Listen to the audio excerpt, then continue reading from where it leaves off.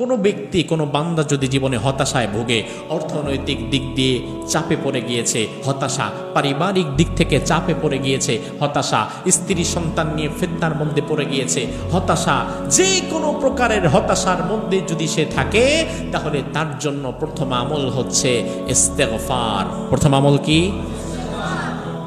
সবচেয়ে ছোট ইস্তেগফার হচ্ছে আস্তাগফিরুল্লাহ।